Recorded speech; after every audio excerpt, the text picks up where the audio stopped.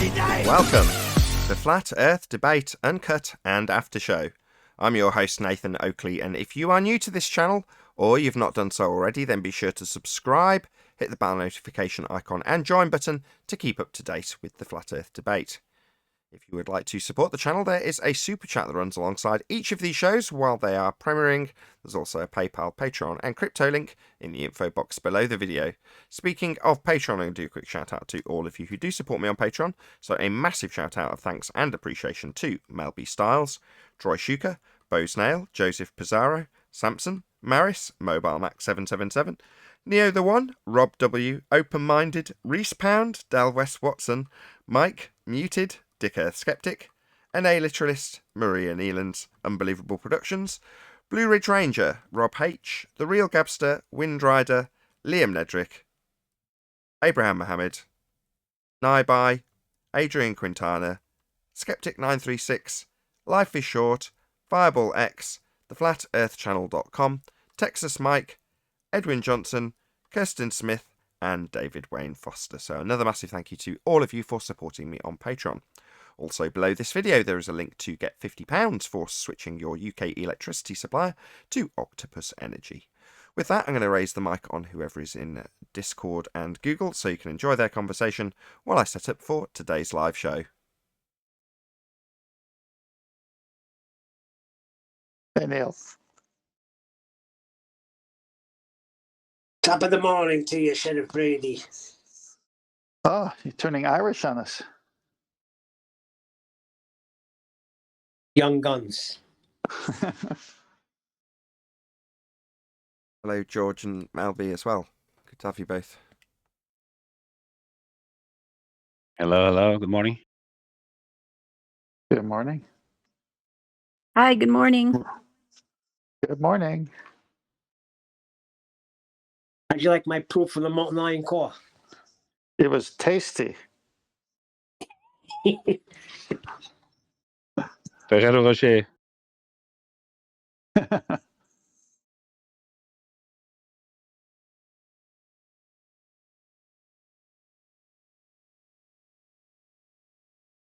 What was it? It's a Master B. Took a picture of a Rocher. Oh, I see. To that, Another I'll picture of it cracked open. say touche for your Rocher. Hazelnut core doesn't really count. That's the interplanetary one. Inside, after the hazelnut, you got another. After the hazelnut chocolate, you got another hazelnut right in the center. So you got a celestial sphere hazelnut and then the Earth hazelnut? Is that what you're saying? Yeah. Hey Nathan, can I verbally review and pile on the globe with the Sextant? And see if I I've get just any got the last responses? picture from Neil up and it says similar planets with a half empty box.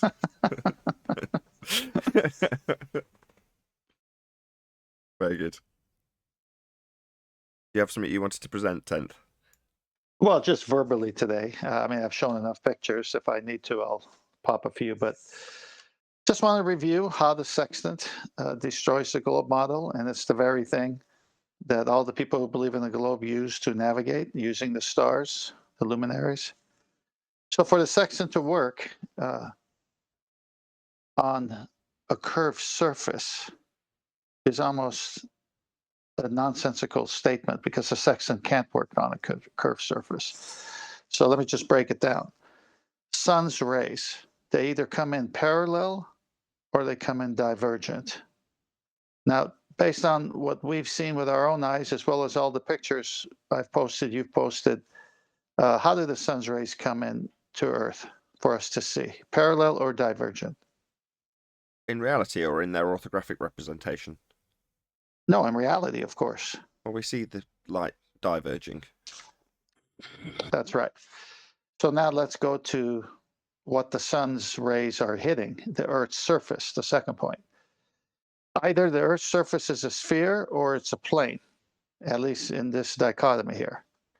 So if the sun's rays come in divergent, then celestial navigation cannot work with a sextant on a sphere with an arc. So that just counts that out. So since the sextant works on this Earth and light does come in reality, divergent, it can only work on a plane. So right there, just simple language and things that we can prove show that we live on a plane because the sextant works because light comes in divergent. We can't live on a globe or a sphere of any type because light would have to come in parallel to work on a sphere shape. The third point, horizon. Is the horizon a physical place or is it an apparent location? It is, and by definition, an apparent location where the sky meets the land or sea. Exactly. So when you use the sextant and you sight a star, you get the star's GP. So imagine a circle with a dot in the middle, almost like a circle with a radius right in the middle. That star is over the Earth's surface in the middle of a circle. You are now somewhere on that circle. You just don't know where you are. But anywhere from that circle to that dot, which is representative of the GP of that star or sun, is equal distance. You just don't know where you are because you haven't got another fix to find out exactly where you are. So the way a sextant works is to shoot a star, get an angle to it, to where you are. That's somewhere on the outside of that circle. But the star is at the center with a geographical position over the Earth. So you shoot another star. When two circles cross each other, you have two cross points. Now you are at one of those locations with the GP of that second star being the middle of the second circle. You want to really figure out where you are, shoot a third star. And all three circles will cross each other, and that marks the X's where you are. Now, the GP of each of those stars has the same distance to anywhere on that circle, which means the horizon, flat plane. Because to get an angle to that star, you need two straight lines. To create a corner, which is where you get your vertex, which is how you figure out your angle from the center to anywhere on the circle. Now, people use the sextant and shoot stars that are thousands of miles away, which means from the edge of any part of that circle to the GP of that star, it's thousands of miles of plane. How far is the horizon? How far can we see? Well, it's a not actual location, so measuring it is impossible.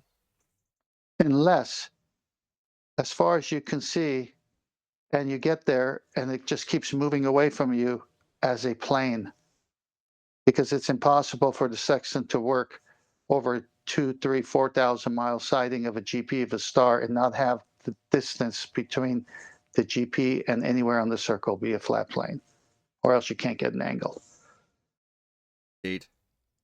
It's over. You're the sextant.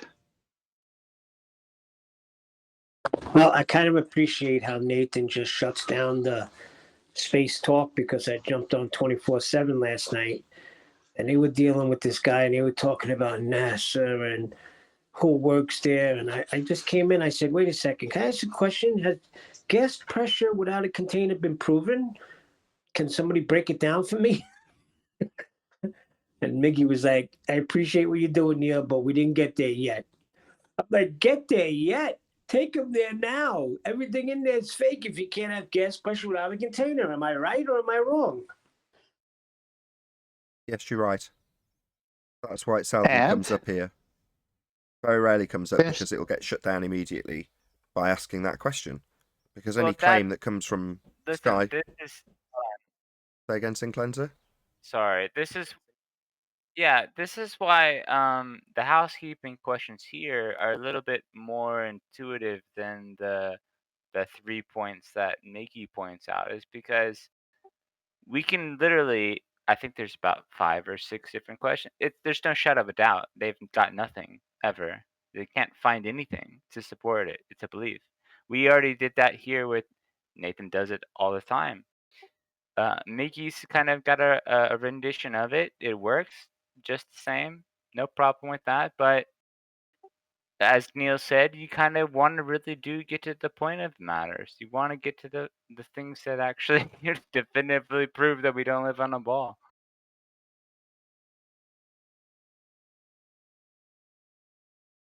I mean, the housekeeping questions are so fine-tuned.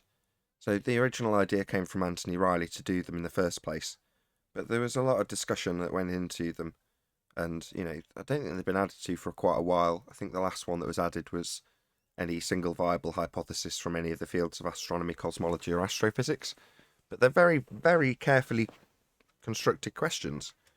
Now, I also say that if you're going to take charge of an argument, it's got to be your argument. You know, you've got to take ownership of it. So you can't just say, well, I'll just use the housekeeping questions. Well, you could. But as soon as you do, they become yours. And you've got to defend them. So, you know, if Miggy defends them in a particular manner, more power to him. You know, you've got to take ownership of these arguments and understanding them so that you can detail them in a slightly different way. Great, as far as I'm concerned. But you're saying there's a criticism because it allows, his phraseology of the arguments allows an angle to beg the question of space. Is that what you're saying? If so, how? Yes, that's what I'm saying. The only issue with Miggy, and he actually knows what he's doing, so props to Miggy, right? The appreciation comes from knowing the fact that Nathan's been asking the same questions for a while now, right? It really does come down to, okay, there's a consistency in Flat Earth that we've been saying the same things for a while now. So I can appreciate that in the sense that nothing's changed. We've been consistent, nothing new under the sun on this one. We've been doing the same thing Nathan has, at least. And there's a lot of really good flat earthers associated with these questions. And it's kind of just like, I don't know. I appreciate that. It's really good stuff. And that's why I enjoyed the housekeeping questions, especially, is because it's been consistent for a while now, a long while. And that is Listen, their don't get purpose. me wrong. Mickey knows what he's doing, and he tortures them, and he takes them through his way of doing it. Props to him. But I just, it just leaves an opening for so many other things to come in. So when I said, can't we just shut it down because we can't demonstrate gas pressure out of container?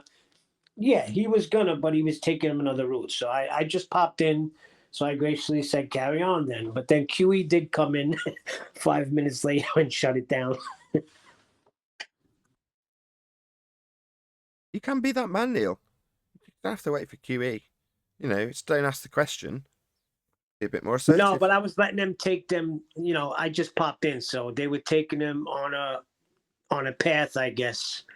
So I just said, all right, fine, carry on. Nothing wrong with running in with a hand grenade and going, gotta go. Well, the thing is, listen, with the thing with 24/7, they have a well-established way of addressing people that are globe or new to the argument. The thing that I appreciate about this show particularly is that I've heard back in the day where QE came up with this stuff, well, like a long time ago. This is like origination type stuff where it came from, and it's the same consistent questions day after day, So it's like, I don't know. It is what it is at a certain point. Yeah, and that's the reason they are what they are, to keep the consistency. Because it would be so easy to just wander off onto random subjects when those points need to be hammered home. And not even I wouldn't even say the majority of the flat earth community, if you want to call it that, uses those points. A small handful of them might use some of them. So, I'm far from going to be criticising Miggy for using them in his own way. They're still good, yeah. What are we talking about? Housekeeping questions. What time is it? 7 minutes to 2 in the UK. Right. That's okay. I didn't know if we were live or not. We're not live. We're just idly chatting about the housekeeping questions in generally. The criticism started with Neil saying that over on 24/7 he popped in and they're arguing about some aspect of space. And he said, well, have somebody proven that we can have gas pressure without a container while I was gone? And he's like, he was sort of shut down in some No. way. Go on. No. Go on, Sin Cleanser.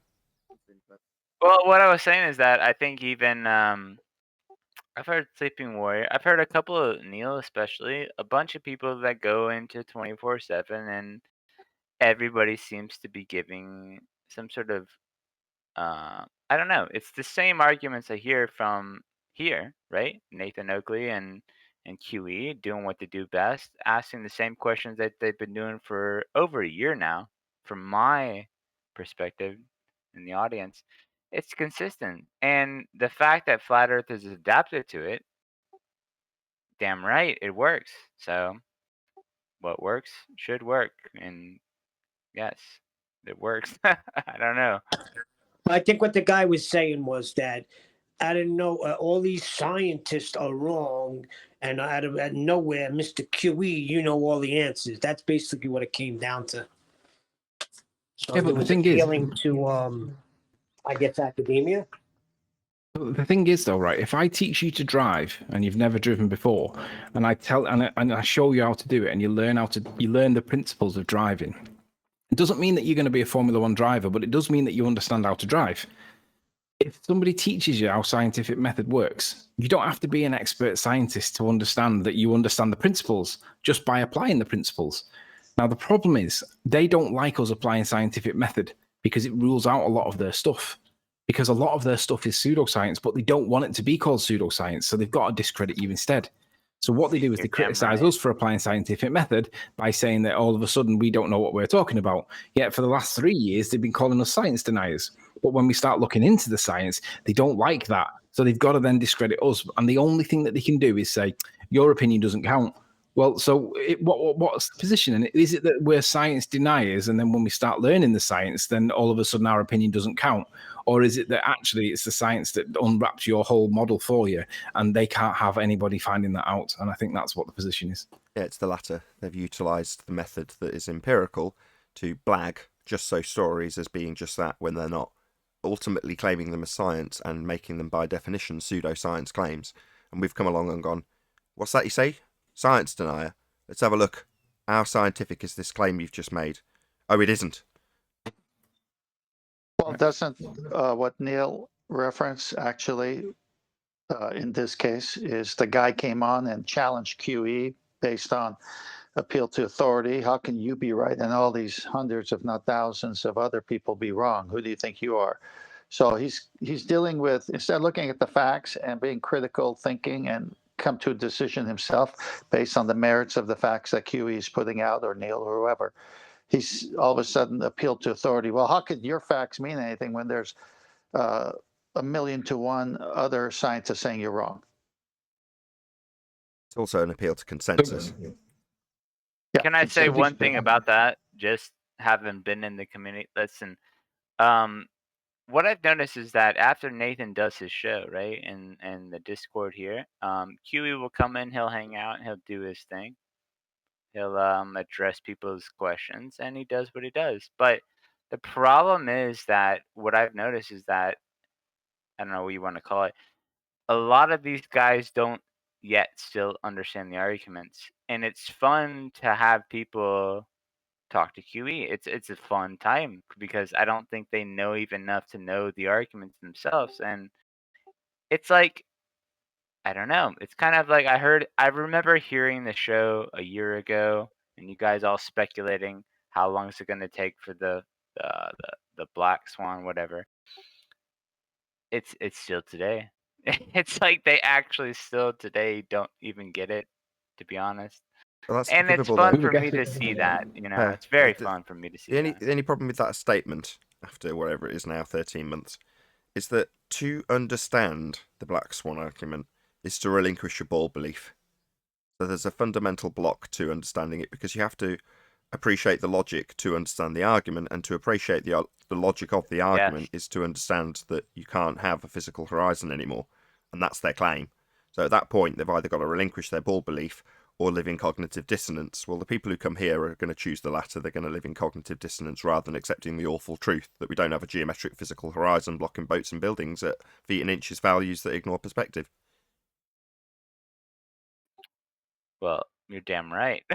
The fun part is that it's interesting to hear people after the show address the things that you guys asked in a much more frustrated version, because you'll have a lot of Globers that may not have the confidence to actually show up, but you'll get to hear them flesh it out, and it's just fun to hear them It's not frustrate a lack themselves of 'cause they don't confidence know to it. show up. They've definitely got the confidence and the arrogance. It's that they can't beat the arguments that are presented because they've got to beg Exactly. the question. I don't think they even know it still. That's the funny part. I've been here long enough to know that they don't even know how to tell you about. They don't even know enough to know what they're talking about. That's the fun part. Correct. So I mean, all you I have to think- do is listen in. You can find the content right there. I think Nathan said it best. You must relinquish the globe if you're going to understand the Black Swan argument, because it starts Yeah. off with begging the question, their position. 10th, I had it yesterday in 24/7. I even got rumpused by our own side because people were queuing up to basically give this trade blows with this guy. And basically, he came in and he was critical of the Black Swan because he said that we were failing to account for a known effect known as refraction. So he gave his spiel for why it was all wrong. And I says to him, I said, listen, give me 2 minutes with this guy. And I says to him, I said, listen, I said, we'll give you as much refraction as you want. You can make it concave for all I care. That now addresses the refraction argument. However, you've now got to concede that if it is refraction that is like we're now accounting for, there is no geometric horizon anymore. And he didn't want to do it. He was dead reluctant. And he said, well, what's the effect if I do? And I said, well, the effect is then two things. One, Galileo's observation with the telescope becomes questionable because he hasn't got an edge for boats to go over. And two, the platform's distance relative to the horizon, the Black Swan, needs now an explanation, and he wouldn't have it.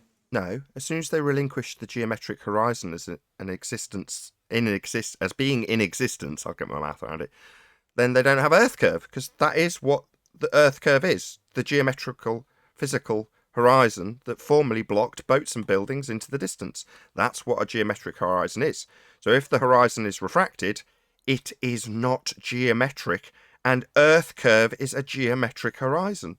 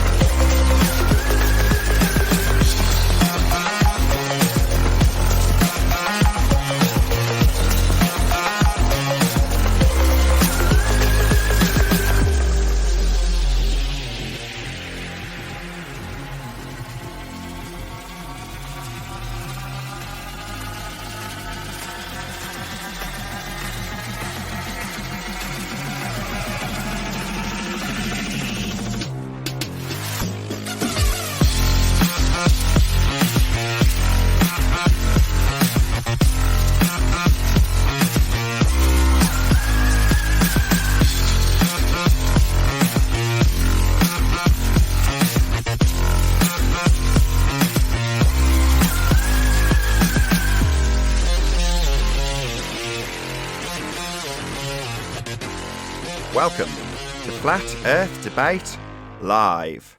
I'm your host Nathan Oakley, and if you are new to this channel, or you've not done so already, how dare you, then be sure to subscribe, hit the bell notification icon and join button if you'd like to become a Nathan Oakley 1980 channel member and keep up to date with the Flat Earth Debate. If you would like to support the channel, there is a super chat that runs alongside each of these shows while they are live, and there's also a PayPal, Patreon and crypto link in the info box below the video. Also below this video there is a link to get £50 for swapping your UK electricity supplier to Octopus Energy. Most importantly, if you'd like to join the discussion, simply mute the page you are currently watching, then click the link in the info box below this video to join the panel and express your views on the nature of Earth. If you do join, please don't swear. If you do, you'll be ejected, and if you are, please don't try to rejoin the stream using sock accounts. You'll be warmly welcome back on the next stream. Please also share the show on social media. Sharing the show obviously increases the live audience, but this in turn increases the chances of a more diverse panel. So please share the show on Facebook and Twitter. One last time, if you're new to the channel or you've not done so already, then be sure to subscribe, hit the bell notification icon and join button to keep up to date with the Flat Earth debate. Now, we are joined by Sleeping Warrior, 10th Man, Neil, the Adam Meakin, Arwin, and a whole bunch of people in Discord. So welcome, one and all. Hello, hello. Hey. Yes. Good afternoon, everyone. Yes. Greetings Hello, to hello. all. Again, I have attempted to set the chat to be public today. I've labelled it as public chant, so I'm hoping that we'll actually have a proper public chat today. If not, I can't figure out how to make it work, because I've unchecked it, I've made sure it's all correctly assigned before I set up the show, so we should be able to have public chat today, or public chant as I like to call it. Anyway, we'll kick off with any... Right. Go on. I'm just cheering the fact that we can have a public chat. Woo! Yeah, well, maybe. I don't know. It hasn't worked the last 2 times I've attempted to do it, so we'll see. Anyway, any evidence of a physical geometric sphere-edge horizon, formerly known as the curve of the Earth? No. Bottom-up extraction. No. But I did give a nice Black Swan rendition on Sanfu yesterday, so that should go out just pointing out there is no geometricness. Quite a bit of fun yesterday. It's amazing, Neil. Even folks there, Nathan, I should say, sorry, over there hadn't heard of it on our side. So it wasn't understood. No way. How is that possible? You're so isolated. What? The world doesn't revolve around us, okay? No, but obviously... Well, I think Engineering. I think it's important to actually consider the fact that a lot of people think that boats go over a horizon, right? So maybe we should consider the fact that they've confused a lot of different things, maybe. Now, a lot of those different things could be refraction, diffraction limits, a whole bunch of different issues. But they do confuse all of it and above, absolutely. That's correct. There's a whole list of things that can cause what is described as bottom-up obstruction at the horizon. But the most important detail here is to note that the horizon is not a physical location. It's not a geometric sphere edge. Absolutely. It needs to be if you're going to Well, assert that's Earth the curve, though. problem. Yeah. It needs to be. It isn't. If you're going to assign a geometry to this location from which boats physically disappear from, that's going to be an issue, because I don't even feel like I have to make this argument. Nobody here has to actually make that argument. It's one of their arguments, actually. What argument? Until they show up and make it. Yeah. Make what I argument? was over in Miggy's 24/7 Discord server yesterday, and I was having this conversation about the refraction of the horizon, the Black Swan with a blurther, and he didn't want to commit. He came in and criticised that we didn't have refraction considered when we were discussing about the Black Swan and the distances and all that. And I said, okay, let's deal with the refraction directly. I said, you can have as much refraction as you want. You can make it into a concave Earth if you want. I said, now we've dealt with refraction. What's the effect of that with respect to what we see? And he wouldn't concede that the horizon was optical, right? He would not concede it. He insisted it was geometric. And I said, but you've just asked us to take into account refraction. So when we do that, now you're presented with the horizon now that needs to be described. And I said, and the only way we can describe it is subject to refraction. It's now optical. Do you agree? And he didn't want to do it. He actually said to me, well, if I do, what does that mean? And I'm like, well, it means that the horizon no longer is the leading edge of a sphere. And he couldn't do it. So even though he wanted to correct for refraction, he couldn't make the concession that the horizon now is an optical phenomena. He just couldn't do it.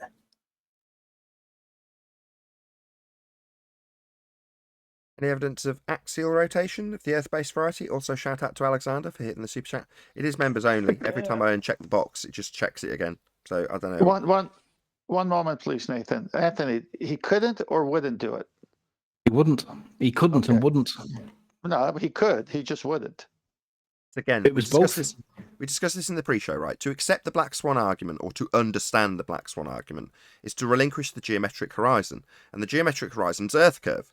As soon as you refract the horizon, it's no longer geometric.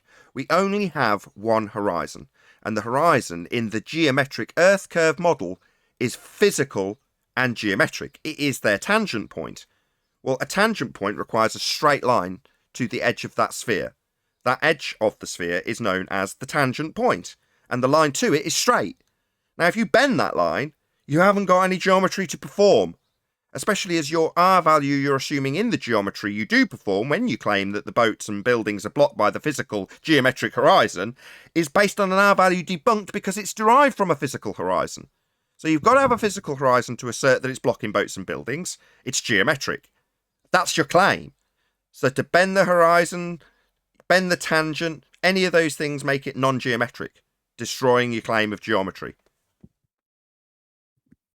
Yeah, I was there yesterday. He may as well have saying, I can do anything for love, but I won't do that. Yeah, I can do 'Cause anything he for my was ball, squirming, but I man. won't relinquish the horizon being the leading edge of a sphere. Yeah, because to do Goes so back is to to what relinquish his fundy belief. It goes back to what Nathan always says when he says like, oh, do you know what? I've just lost it. Sorry, carry on. But that's just as big a win, isn't it? If you won't relinquish it, then it's a geometric edge. That's at Well, do 200. you know what, Adam? It would have been a brilliant win, but for the fact I got rumpused by my own side, and my point got totally destroyed by my own side. So yes, it would have been a brilliant win, but thanks to whoever it was that spoke over me, complaining that I was speaking over him whilst midway through my own conversation, my point got totally ruined. So shout out to that guy on our side that did that. Don't you love that? I don't blame him though, to be honest though, because it's like the Royal Rumble, isn't it? Like once you get a blurther in and they start talking, and you know that they're cornered, and you can sense their death, it becomes like 15 wrestlers all with the one guy in the middle that's getting pummeled, and that is what happened. It's like here, isn't it? It was Nathan kind of Oakley on uncharacteristic, ropes you know. I didn't understand.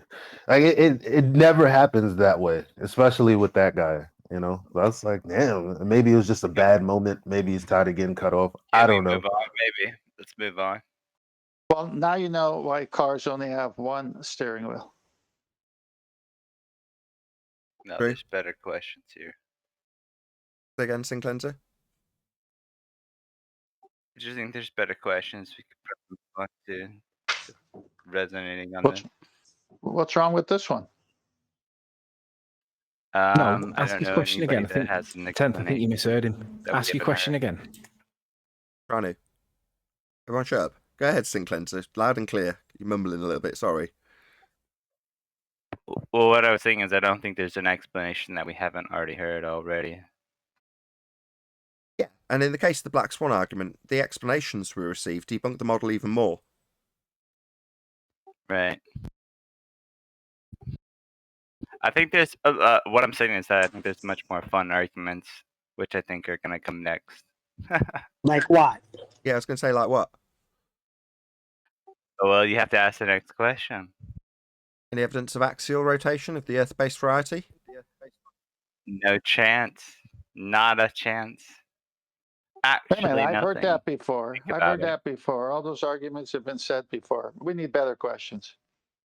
Well, no, Yeah, because that's- this one is something you can resonate on actually for a while. Because if you think that there's an axial tilt to the Earth, you're giving it a direction from which stars rotate, and it's a star rotation question at its core because this has a lot of implications that I don't think can be verified. No chance.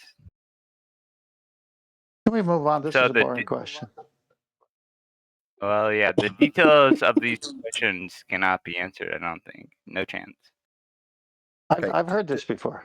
You Too many think? times. Yeah, Does too many everyone- times. It's boring. Let's move on. Let's get something more exciting. Well, okay. God, no need. Let's move on then. Yes. Okay, does everyone understand the fundamental principle that must be assumed in order for any of these star claims to actually pad out as a globe claim in the first instance? Does everyone understand what has to be assumed first? Yes. They we use a all do. lot of these star claims. That's the problem. The We radius. need to address. Yeah, we know that, but I'm saying, Right. do you understand what fundamentally undoes them immediately in all instances? What is it that they are assuming? Should be obvious because it's the same thing every single time they try and prove the globe. Constantly The radius. assuming R.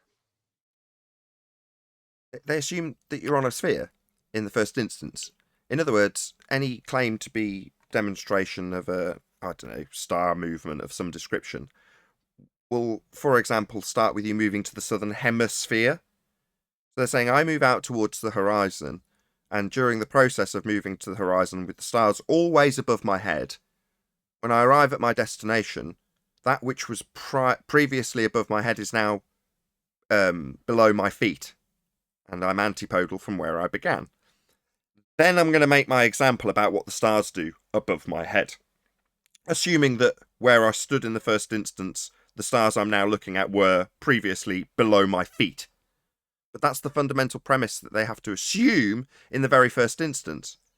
Now, normally, the trigger word that you'll hear to know that they're doing this is the word hemisphere. How do you explain XYZ in the northern hemisphere? Well, hemisphere begs the question. Because they forget one other part, which is the axial rotation, which they haven't addressed. They just say the Earth is spinning, but they never account for why it's tilted.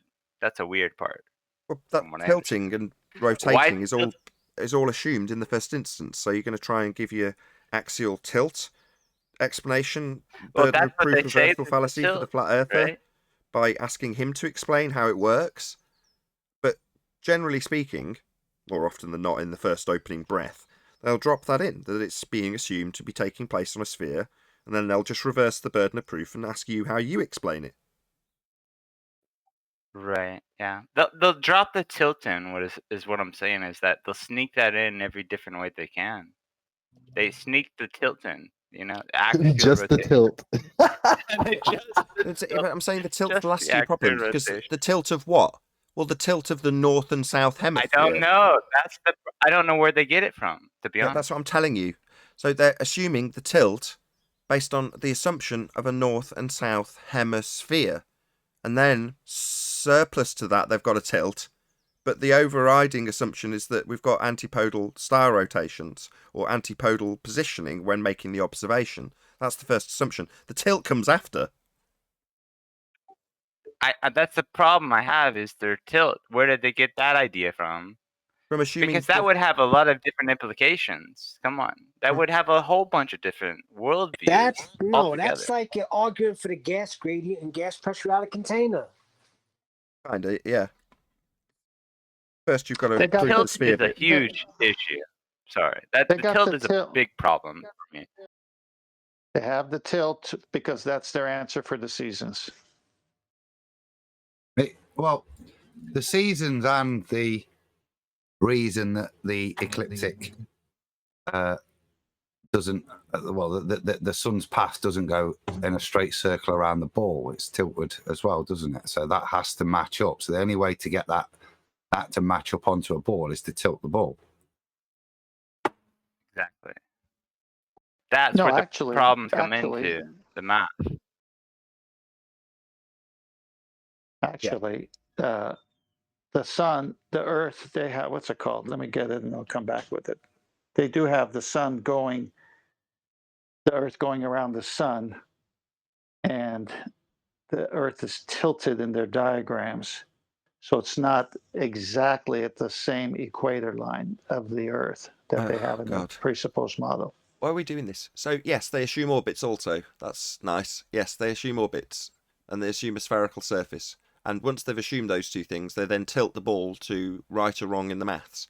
But ultimately, it all starts by assuming north and south hemisphere and you want a ball. Well, they then assume that all these things that you're looking at in the stars in relation to it are actually a representation of the movement of the Earth. Yeah. Another assumption. Yeah, they're apparent deflections, i.e. Coriolis deflections, observed from you turning underneath them. Yes, that's correct. But that's just another assumption, again, based on you being on a sphere that's spinning. Apparent deflections that we never see, right? Well, they claim they see them in the stars, and the result of it being not just the stars moving, which they apparently do. You only have to look at them, right? But they attach a cause to that, and the cause is that it's not actually them moving, it's us. It's Earth turning underneath, a Coriolis deviation. But that's something they can actually show you as a deviation, and then they imply that that's the resultant effect is bore out in things like gyros and snipers, bullets, and footballs and pendulums. Yeah, So they've but got we the don't same see effect. that on Earth. Yeah, that's on Earth. So they're saying the same effect occurs. Well, that's ridiculous. Well, you'd Well, actually that's have where to I'm see saying all the problems start from, right? Well, The you'd have to problem see- is with the axial rotation idea that they came up with. Where did they get that from? How did they prove that? Where's this? Who Well, they gave got it them from the this stars idea? rotating in the sky, don't they? It came from the epistemological question of, is it the stars rotating or is it us? That's where it came from. Nathan, go to Master B. I I got it there. So for it to be rotating around us, of course, means the old Hubble conundrum, which is to place the Earth at the center of any universe, even their spacey universe. It places us at the center, which is theologically a problem for them. Yeah, of course. Okay, I've got you. Nathan, I'm sending you several pictures. You can just go through it. Adam can comment it. Adam, can you see the pictures while I keep sending some more? Got the Earth orbit one first. Is that correct? Yeah, this is what they're saying. Well, I'm still sending you pictures. I'm trying to concentrate here. So they're saying that there's this path, and the Earth's tilted on the path, but it's keeping it. And as you go through the slides, you're going to see more I've reveal got them itself up, of how 10. they. Okay, perfect. got the first Adam, one go ahead and to take take over up. because. Yeah, Well, Adam, yeah, you know if more about do you want this to take than I do. over, I'm just Adam, so showing that pictures. everyone can see him in the Hangout? Oh, Okay, Adam's got him presented now, so you can see him in the Hangout. I'll just scroll through them, but I think they're fairly self-explanatory, aren't they? You can see where the plane would have been and where it would be, and the need for it. So that for me, that aligns up the sun's path. That's the point of it. It's you have the ball spinning, not on its 20, not off 23. Then your path of the sun across the equator doesn't match up. So it has to do that so that it aligns on the ball. So the map they've overlaid on the ball didn't quite work, does it? If you just have it, so you've got to have it spinning at a slightly different point for the path of the sun to match. That's my understanding. Well, this is their ecliptic, right? Yeah. Now they have the other planets in their model slightly off by no more than 5%, but the Earth is right on this. I'll see if I can get that one. Can you mute Anthony? You can hear your dog barking and stuff. Get lost. That was actually Mr. Meakin. Yeah, that could have been Phoebe again. There's been a squirrel spotted in the garden, so I'll. There's a burglar. There's a burglar. I must sound the alarm.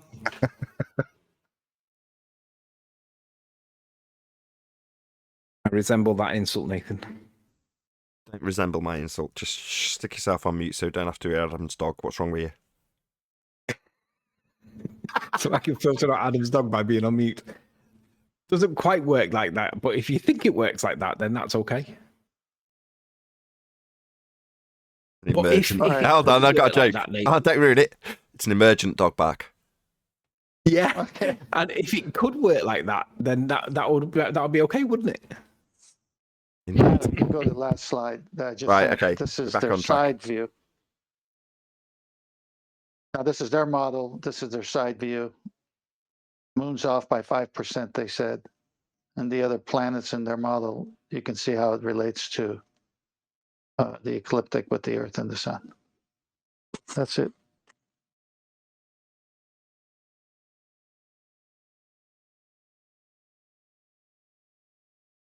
Didn't you have a point further to that, though, 10th?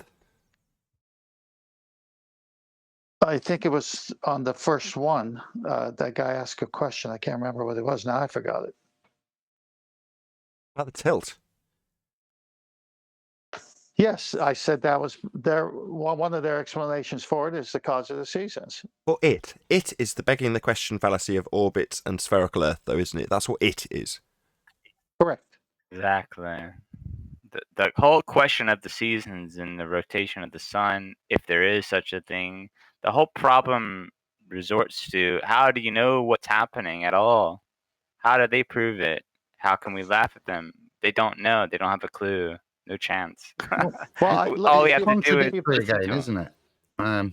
Because they make the presupposition that the seasons are as caused by, first of all, that tint, but primarily the causation of the seasons is the fact that we're on an elliptical path around the sun. So as the energy absorbed by the Earth, which is variant, but this is where it again is completely contradictory, even in its own model, because for us, we're a lot nearer to the sun in our winter.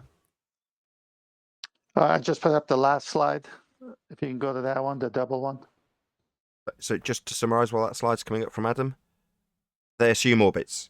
That's right. Yes. May want to blow this up, Adam.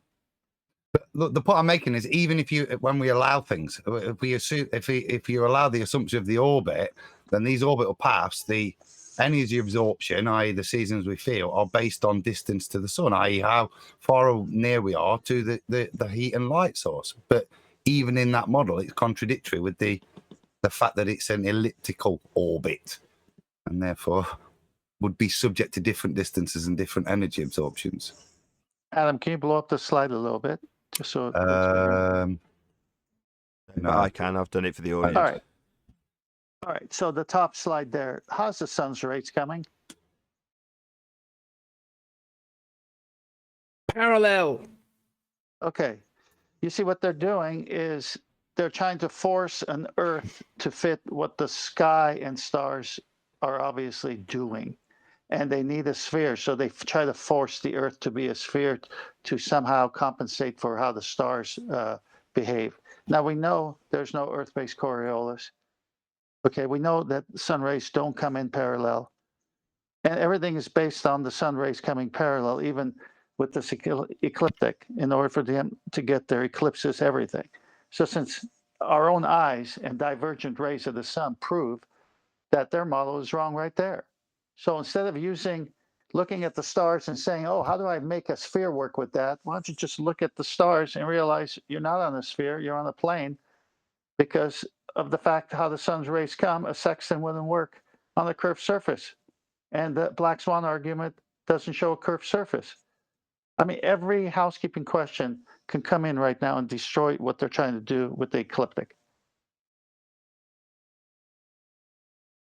Okie. Read out a quick super chat from Godzilla37, who says, they can see Mercury in the night sky, but they can't parallax in the night sky. Cogdis is the strongest force on Earth. Thank you very much for the super chat. Cogdis is the strongest force, yeah. Any evidence that Does distance it to the go, sun? does it go down? But you can think of it as one. Does it go down, go boom, boom? We can calculate Cogdis effect, can't we? The more they fight about their position, and the more personal it becomes because you don't understand or whatever slurs they use, then that's a measure of how much Cogdis they're in, and therefore it's a force. Just calculate it into existence. There's so much Cogdis that Rumpus came on a few shows ago and said the sun's rays do not hit Earth parallel. Yeah, He actually also said that they hit it all at all different angles, so therefore that reminds me. Everything's illuminated. That reminds me. Yeah, do you want to bring up that picture, 10th, or stick it in Skype of the the hot spot? Oh yeah, I'll do that. Perfect. I can say it's visually obvious. Yeah, if you post it at the end of that last stream, I'll stick it up as the last slide for the audience. Any evidence of the distance to the sun while we're waiting? No, there is no distance to the sun because they need to know angular size components. They can't get the distance unless they know the actual size. They can't get the actual size unless they know the distance. So they're in a circulatory conflict where they can't establish any part of their distance to the sun, but they can assume it using radar pings that they send off to Bob from JPL, where he then says that he believed that he was seeing them and therefore everybody accepted it. So no is the short answer, because they have a circular contradiction that they can't get out of. Not just assume How he can was you know the distance of something if you don't even know if it's tangible? We can just calculate it into existence. We can assume that Venus is the same size as Earth, and we can assume that Earth has got a radius that's in 3 dimensions. But you don't even applying know if Venus Eratosthenes. is tangible. I know, but we can assume that it is. Perfectly acceptable. Remember, George Musa said it's perfectly acceptable to assume these things.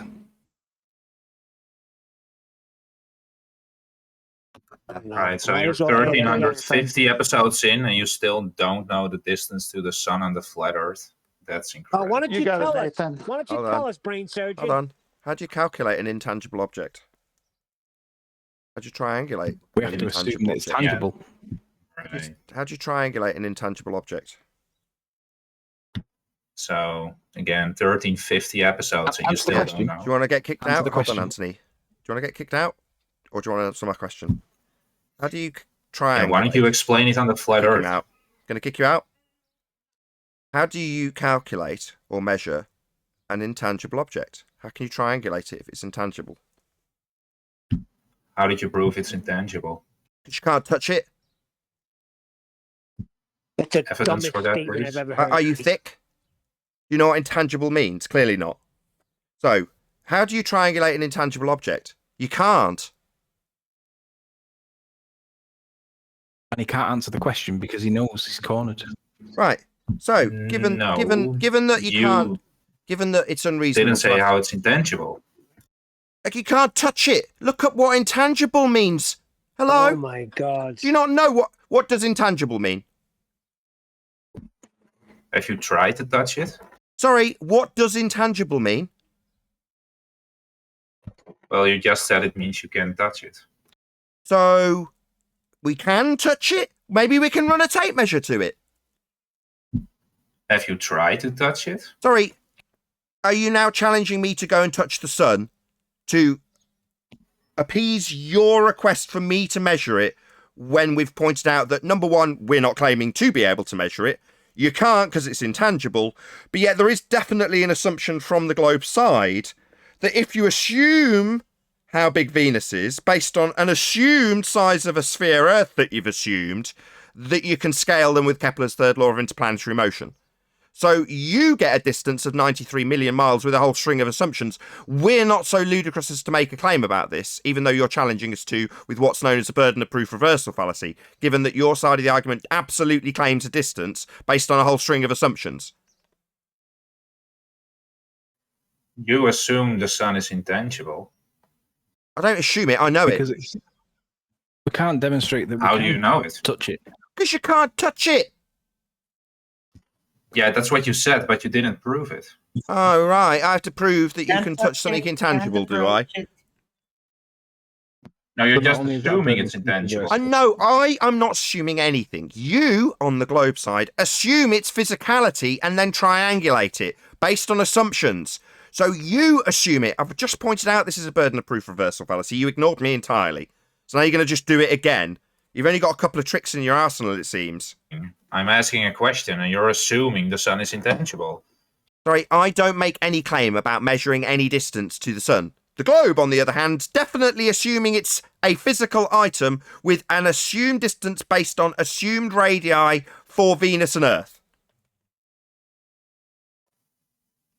And you assume it's intangible. So I'm not making any claim, but we've got a 93 million mile distance based on a load of assumptions. Me, not making any claim. You're saying you must. You must make a claim. No, we can just pull apart the claim that's based on the assumptions of Venus and Earth having the same radius value and that they are physically tangible items, even though nobody's touched them, to prove the globe side's claim that they are tangible.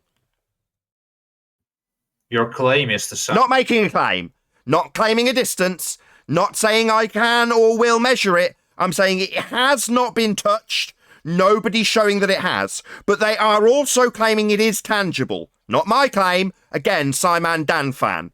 I'm not making this claim. I am detailing your globe claim about your tangible physical item based on an assumption of Venus's radius and Earth's radius and Kepler's third law. Your claim, your assumptions, me not making a claim, pointing out your claim. Do you know of anyone who tried to touch the sun? Icarus. Yeah, but it's a burden of proof Right, reversal. and he won't have How that. do you demonstrate? He won't have that. There is a claim being made. We're not making it. So what's he doing? Well, you go and make a claim about it because I want to debunk that. No, we've already got a claim in place. I don't need to make any claims about the sun or its distance. I know for a fact it's intangible. However, your side claims that it is tangible. Therefore, the burden is upon you to prove that you can touch it. You came on and And you how said did you after all determine these that shows, quote it's still unquote distance fact to the that it's sun. intangible? So you No, the claim is that it is tangible by your side. That is your claim. That is the 5th time. Either you accept that there is absolutely a positive assertion from the globe side, or I kick you out, because I'm not going to sit here and constantly have you insist that I make a claim about this. I don't make one, and I'm not going to have you insist that I make one when there is definitely a positive claim in place. I'm just not the one making it.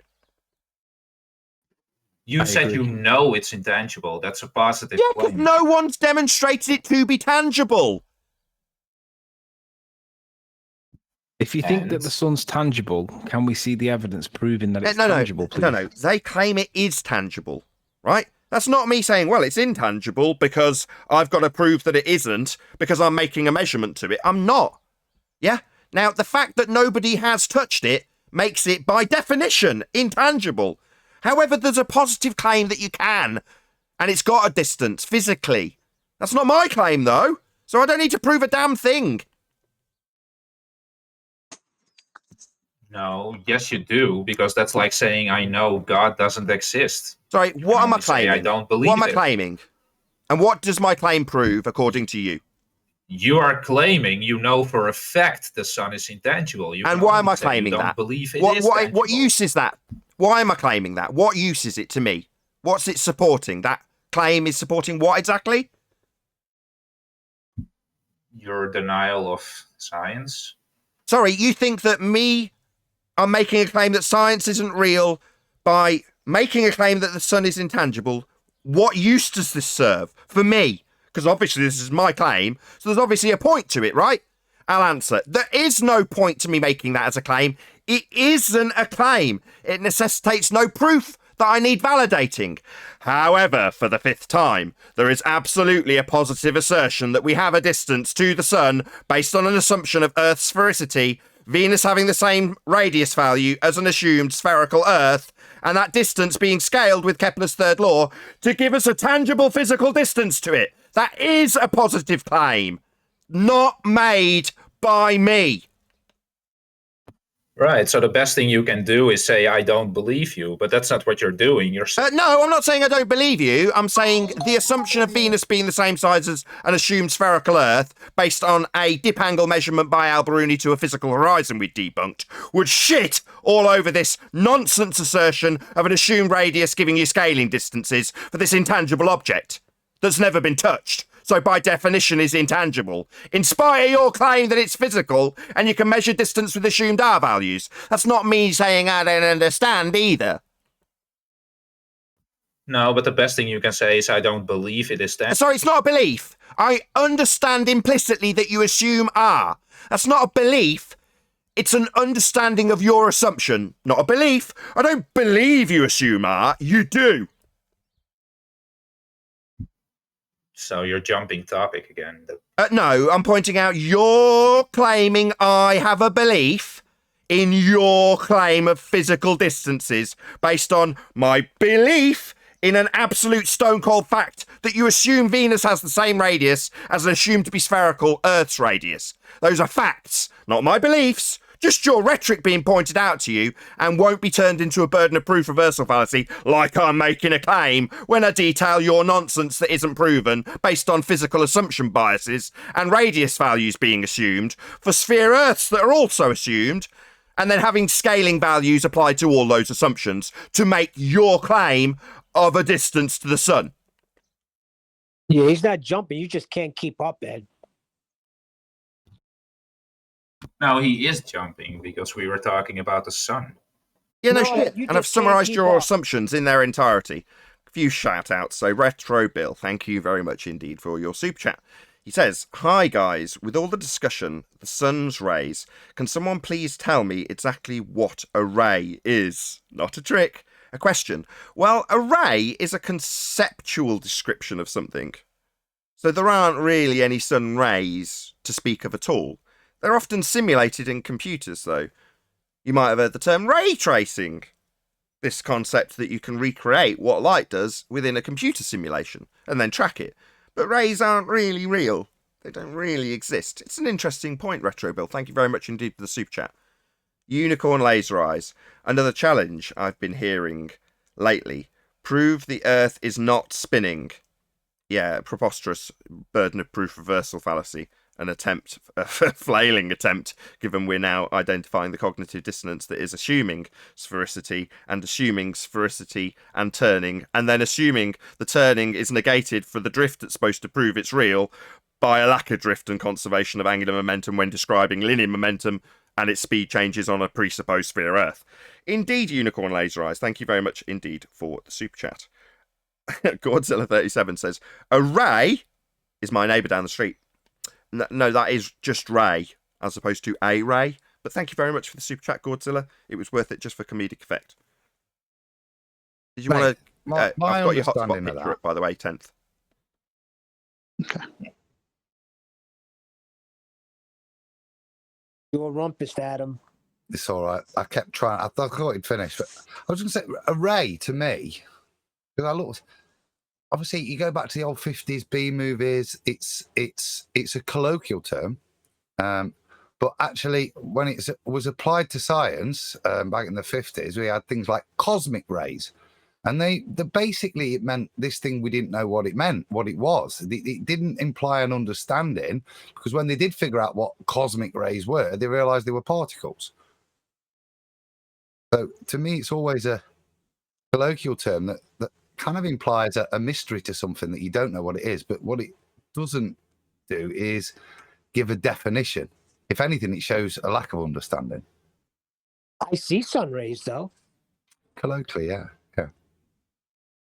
So it's how we envisage it, isn't it? It's something that we envisage. It's not an understanding. It's what we perceive. You are a moron. Geometric rays are a fundamental part of geometric optics, and Nathan, you are making a claim. So You're what we claiming that it's perceive, not Rumpus, possible is to what I touch the said, sun. isn't it? Another That brain is a surgeon. claim, you moron. So who's touched Check the sun? where Master B. So who's Nathan. touched the sun? No, it Time out. doesn't You need came to on have calling someone have somebody a touched it. moron, then Let me you're get gonna it be straight. for that. My claim is that nobody's touched the sun. I ask who's touched the sun, and your answer is nobody needs to touch it. Right, so if nobody's touched it, it is by definition intangible then. Not tangible. You claimed it was intangible, which is But nobody needs to touch it to prove it is tangible, according to you, you double-speaking fundy. mountaintop. There are no doubt some mountaintops in. That's not the sun, though, is it? Let's make a false comparison with something we know is physical, like a mountaintop. Does that make That it we can intangible, touch? Nathan? Because Sorry, touching it would make it tangible. Who's touched the sun? Well, we don't need to, right? you keep on over talking me. I can't over. You keep on over talking me. Suck my balls. How's it taste? I asked who's touched the sun. Your response, heard clearly for the audience, nobody needs to touch it. How do my balls taste? Make a mountaintop that's not. Mountaintop's not the sun. So I don't give a shit about your intangible or tangible comparison with something I know is tangible, like a mountaintop. Because the sun, I ask who's touched it, you say doesn't need to be touched. End of your time in this argument. If there's a mountaintop. Yeah, get angry for me too. Because that's what's going to happen every time you come here. You're going to get annoyed with me as I absolutely annihilate your claim by simply asking you who's touched the sun and you telling me nobody needs to touch it. Tangible. If there is a mountaintop somewhere. That's not the sun, though, is it? I mean, we're talking about the sun. I know you need to take it to something we know is tangible to make your comparison. But I asked who's touched the sun. Plenty of people have touched mountaintops, so I'm not going to ask that about that now, am I? But I've asked who's touched the sun, and you've already told us. Nobody needs to. Mountaintop that has not yet been touched. Does that make it intangible?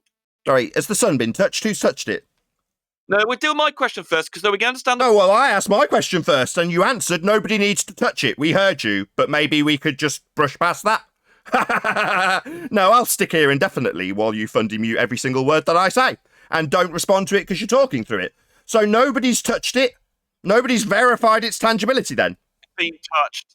Does that make it intangible? Sorry, asking me about something else that hasn't been touched isn't talking about the sun and whether or not that's been touched now, is it? That's just another false comparison you're trying to draw. But if it can be touched, Nathan... If it can be touched, so we're going to assume it's tangible. Yeah, that's not going to fly either, dickhead. You're assuming it's not tangible. So you're assuming that it is because you're the one making a claim about a distance being measurable to it. Me, on the other hand, I don't need to claim tangibility of the sun because I make no claims about it and it serves no purpose. You, on the other hand, claim it is tangible. And I'm saying, who's touched it? And you're saying, well, we don't need to claim it's tangible. If it's tangible, begging the question. You are a moron. And now you're on to the ad homs. I'm a moron, am I? Well, all I asked was whether or not someone had touched it, and you told me it doesn't need to be touched, ending your argument, annihilating your position, destroying your claim of physicality. If I haven't touched something... If you haven't, then it's intangible if it's the sun, because nobody's touched it. Of course, you could make a comparison to something else. Net. So you are a moron. So it's back to the ad homs. No, the sun's intangible, and you're claiming physicality and distance based on assumptions of our values for Venus and Earth. So it doesn't really matter what you say, no one's touching it. And when I ask who has, you say it doesn't matter. You are a stupid moron. Right, your time over. Bye-bye. Yeah, I don't mind that when it descends into non-stop ad homs, you can just get lost. Bye-bye. See you later. I've won. Who's touched it? We don't need to touch it. Oh, really? Look up intangible. And then tell me that you don't need to actually verify its tangibility when you're assuming all these things about it. Yeah, you do. But you can call me a moron non-stop while I teabag you, because that'll come over really well to the audience. They'll think you've won. No, they won't. They'll know that you telling me it doesn't need to be touched and no one's touched it won't really back your argument of tangibility when you're assuming our values to get assumed distances, to give you scalars. Yeah, that's not going to fly, mate. I know where he was going with the mountaintop, too. That's what they got. Call you a moron constantly when you've already won. Who's touched it? They don't need to touch it. I'm really? Okay, just assume it's physical, right? Well, if it's physical, I'll assume it. Yeah, right, okay. Yeah, now just spend the rest of your time calling me a moron, because then the audience will think I'm thick, right? While I pull apart your argument constantly. And you admit that nobody's touching the damn thing? Nobody's measuring it then? No one's verifying its tangibility for your claim of distance at 93 million miles based on Venus having the same R value as Earth, none of which you addressed. You just call me a moron.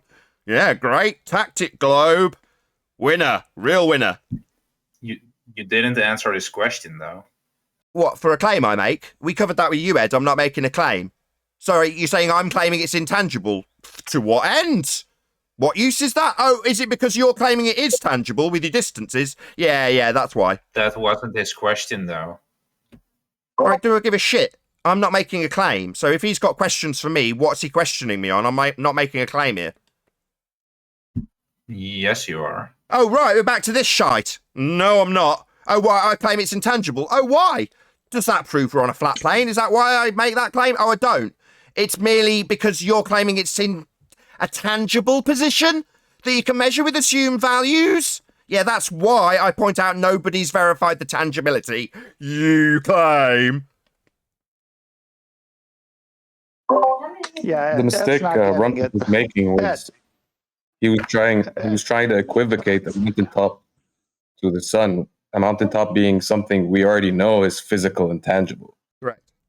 As opposed to the sun. Yeah, that's right. That's what he needs to do. Make it physical at all costs. Compare it to things that are physical and verified as such. And then when I ask who's touched it, well, we don't need to. We can just assume it. Can a light shine without a source? Sorry, what's this claim you're making? Where'd you get the distance Can a to the light sun? shine without a source, Our question Nathan? was distance to the sun. Do you think you're in charge suddenly? How'd you get your distance to the sun? Yeah, we ripped that to part, didn't we? Yeah, just a moment ago. Rumpus didn't save the argument by calling me a moron. Right, so... Right. You haven't got a distance to the sun. You assume radius values for Venus and Earth. Why don't you answer the question? What question? Distance to the sun? Well, I'm not claiming a measurement to it. You are. The question was... Oh, maybe you should turn this into a question you're asking when we're specifically asking how far's the sun when there's a claim of how far it is. No, it's our question that you're not really paying much attention You're to really and trying to change the scared of subject. this question, Maybe a bit of right? fundy muting? Yeah, distance to the sun. We've debunked that, mate. Right, Ed, so get can your a own shot light in your shine direction. without a source? Who gives a Nathan? shit? We've debunked the distance to the sun because the R value, based in the maths that you assume for Venus's size and Earth's size, was based on tangent points to horizons that are no longer physical. We've debunked the 93 million mile distance to the sun. What do you got to say to that, sunshine? Maybe ask me a question about how the sun behaves? Totally irrelevant to the 93 million mile claimed distance that we've debunked based on the R value assumption and its non-physical horizon it's utilising to get the measurement. And the Venus assumption? Maybe address some of that, clown. Right, so can a light shine without a source? Maybe ask your question. Yeah, we have debunked the distance to the sun, and all you've got is a question for me.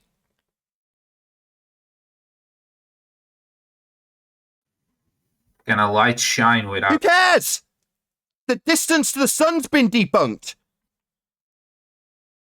I'm not talking about any distance. Oh, we are. We ask daily. We ask fundies like you the distance to the sun. And then we rub it in their faces that we've debunked the R value they assume to get that 93 million mile distance. We rub in their face that their Venus assumption isn't justified and their sphere Earth assumption is debunked with the black swan. You want to know about how light works and how it shines? I couldn't care less. 93 million miles? No, we've debunked that, mate. How does that make you feel as a globe head?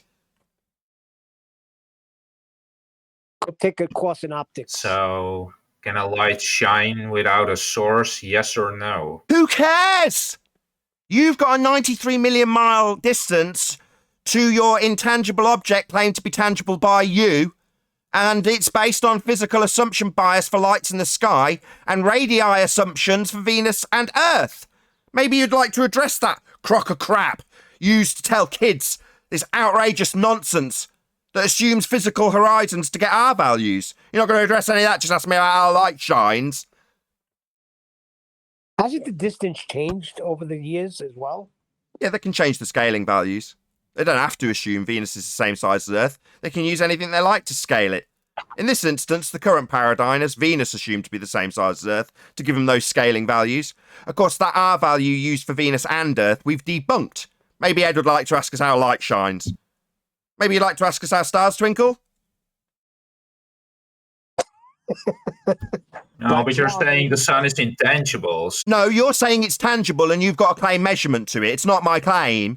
Yeah, maybe for the 5th time you should try and turn this into a claim I make when I point out that nobody's verified your claim of tangibility. That's what I'm pointing out based on your claim and the distance you give for the globe and its assumed radius for Venus and Earth that you're still yet to address. You just need this to be my claim. No, I wasn't finished yet. Why are you finally muting me? Sorry, radius debunked. Go. Doesn't matter if the sun is... Doesn't matter. Radius debunked doesn't matter, moving on. Yeah, that's why I'm fundy muting you, because I say radius debunked and you say doesn't matter. Yeah, it matters a lot because you assume it for the distance to the sun. No, Nathan. Yes. Yes, Ed. You assume the distance to the sun with an R value for a sphere Earth that you assume that's based on a physical geometric horizon being measured by Alberuni and then deriving an R value from dip angle and then transposing that R value onto Venus. Yes, Ed, that is exactly what your heliocentric model makes as an assumption to get the 93 million mile distance. Yes, Ed, that's correct. Your claim, we've debunked it by debunking R. So can a light shine without a source? Who cares? We've debunked R. The heliocentric model is dead. Earth curve not represented by the horizon, not capable of deriving an R value to make this assumption. Meanwhile, Ed's worried about the twinkling lights in the sky. Hey, Ed, has anybody touched that light of yours? Yeah, has anybody touched these twinkly lights? Maybe it doesn't matter, like Rumpus said. Why are you so scared? Get lost, right, you're getting kicked out. While I pummel you, you ask me why I'm scared? Why are you so scared to address the R value being debunked? Why would that scare you so much? Why would you need to move on and claim I'm scared? Why do you mute Discord otherwise? Sorry, R value, debunked. Why are you so scared of that? No, we weren't talking about that. Yeah, we were. Distance to the sun's based on the R value. I very specifically detailed it about 6, maybe 7 times. No, we were talking about the sun. No, we weren't. My point's going to be ignored, right? Why are you fundy muting me? Because I put a point to you, you completely ignore it, Say we're not talking about that and change the subject. Yeah, but I'll keep it on track and shut you down and say, yeah, we are talking about the R value because it's assumed that Earth's got an R value, and that's a claim that the horizon's physical, and we've debunked that. It's also, after that debunked assertion of an Earth with an R value, transposing that debunked R value onto Venus. So it's definitely R values we're talking about. You just don't want to, and I'm asking why you're scared of it, and are telling us it's not what we're talking about. Well, I've repeated it 7 times. That's a very unusual thing to say. Does the R value debunking with the black swan scare you? That's a good joke, but can we get back to the sun being tangible? So that's a hand wave dismissal. Maybe you could just hand wave it as a joke. No joke. R debunked. If the Earth is a sphere radius 3959, then every distance to horizon can be no more than 1.2 times the square root of the observer's height in feet. And the black swan destroys that physical limitation of a sphere edge horizon formerly blocking boats and buildings as being way beyond the geometric capabilities of a sphere radius 3959. Therefore, the horizon is not geometric. We're also told, Ed, that we wouldn't expect to see a geometric horizon, yet Al-Biruni gets the R value from a geometric horizon that apparently we're not expected to be able to see. Yeah, he's dead. Do we have any more housekeeping questions? Sorry, was it a joke, Ed? Or was it a logical consistency argument that destroys sphere Earth? Maybe hand wave it as a joke again. So it doesn't matter if the sun is reflected. So maybe ignore everything I've just said and ask a new question about reflections. Yeah, Ed, and maybe that's why you get shut down as a fundy. Because I'm still on track with the R value you said we weren't talking about. Do you still think we're not talking about R? We are talking about R. We were still talking about the sun being tangible or not. Yeah, the distance to it's based on R, Ed. Are you struggling to keep up with the 8th rendition that the R value is based on the distance that you assume with R for Venus and R for Earth and physical horizon, debunked by the Black Swan and Modus Tollens argument? It wasn't a joke. Now you're just running to another topic. Running? What, with a really consistent argument and logical consistency on my side? That's me running, is it? No. That's not what's happening. That's you in denial. It seems you're running from R. It's debunked. Black Swan. Any comment? Why are you running away from it? Yeah. Are you going to answer the question? Or? What about R that you're running away from? I haven't got a question for me. It's a question for you about the R that's been debunked with the Black Swan. Maybe it's a joke. It's not. I've pointed it out and repeated it 8 times. So, no, definitely not a joke. R value definitely is debunked. Ed, maybe you could address that instead of projecting your cowardice onto me by running away from this. I'm not running away from anything. We were still talking about the sun. Yeah, the distance is based on an assumed R value. Maybe you could address that rather than saying we're not talking about it, which is what you've done 6 times. No, it wasn't about the distance. It was about... Oh, was it not? My question about how far is the sun and the claim that it's 93 million miles isn't about the distance question. Yeah, it is. Why are you running away from it? Hey, Ed, without your radius, you have nothing. We all know that. You are a fool, says Godzilla from the Super Chat. We were talking about being tangible or not. Yeah, we were talking about R and how you have nothing without this now debunked R value. And you're going to fundy mute me and talk through me? What a coward. Yeah, we know you're running away from it and would rather not hear it by talking through me, Ed. Yeah, it's definitely an issue for you because we've debunked R. So you were running away from my question by switching. Your question about the distance that you said we're not talking about, or the R value we said we're not talking about. No, that's your projection. You're running away from the debunking of your globe model and projecting that onto me by simultaneously claiming I haven't answered a question when I'm not making a claim about a distance to the sun, which is definitely what we're talking about and is definitely based on R that we are also definitely talking about. You just keep denying it and running away from it. Nathan, perhaps now would be a good time to remind the audience why we know the R value is assumed and what the history to knowing that is. But it's irrelevant to what we were talking about. It's directly applicable, mate. Do you remember, Nathan? Do you remember how we came across it? No. The topic was the sun being tangible or not the distance, not R, none of that crap. Yeah, because the globe Earth's got a claim of a tangible distance at 93 million miles. That's a claim that you make. Did you not realise that's based on R? No. Maybe it's not about R. Maybe you need to interrupt me while I repeat the same thing for the 9th time. Maybe it's time to chat through that. Maybe you could listen this time, Ed. Let's see if you can cope. So the distance for the tangibility of this sun is based on an R value that's assumed. And your claim was the sun is not tangible. Nobody's validated the tangibility for the 93 million miles that's claimed. That's my claim. There you go. I was a bit more specific this time. Rather than just saying it's intangible, I'll make details about why I would state that based on a claim the globe makes of a 93 million mile distance and assumed radius. Nobody's validated that it is tangible.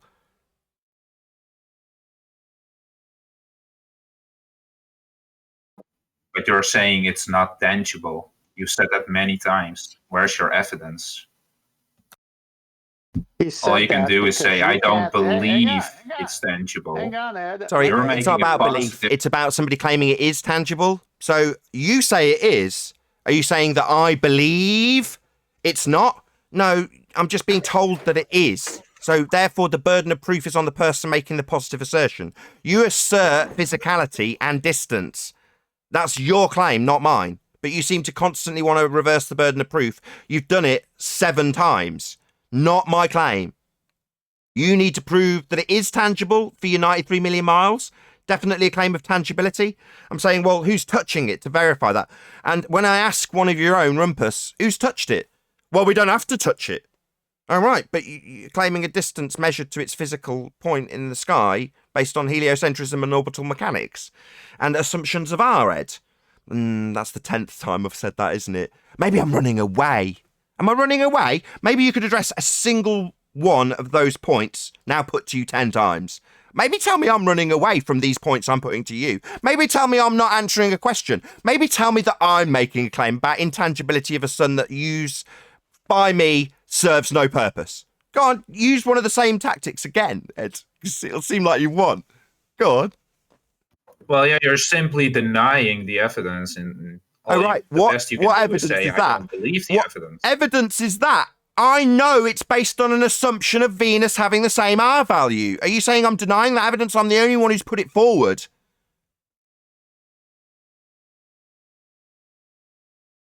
You're denying the evidence. What? That Venus is okay to be assumed to be the same size as Earth? Not denying it. Pointing out it's an assumption, Ed. Maybe pay attention. It's now 11 times.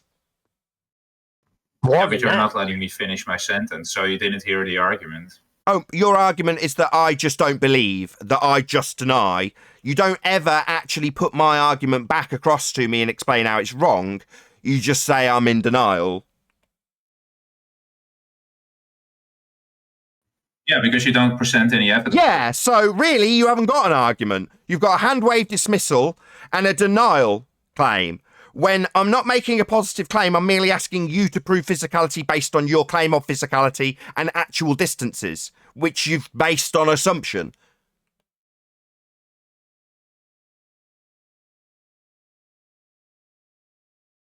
So you got any evidence for your denial, or Any evidence of my denial? It's your positive claim. My God, it's absolutely pathetic. This is what you've now got, fundies. Any evidence of your denial? Oh my God. Yeah, denying an assumption of an R value for Venus based on a physical geometric sphere edge horizon. There you go. There's the evidence of my denial. How's that taste? Salty. With that, I'll say a huge, massive, enormous thank you first and foremost to both Discord and G+ panels for making today's live show possible. If you are watching on either Nathan Oakley 1980 or Nathan Oakley Premiering streams, however, stay tuned as there will be an after show to follow. A massive thank you to all of you who smashed the super chat, liked, commented, shared, subscribed, and all that good stuff. Also, below this video, there is a link to get £50 back for swapping your UK electricity supplier to Octopus Energy. Once again, stay tuned if you're watching on either Premiering stream. I've been Nathan Oakley, and I'll see you all in the next video.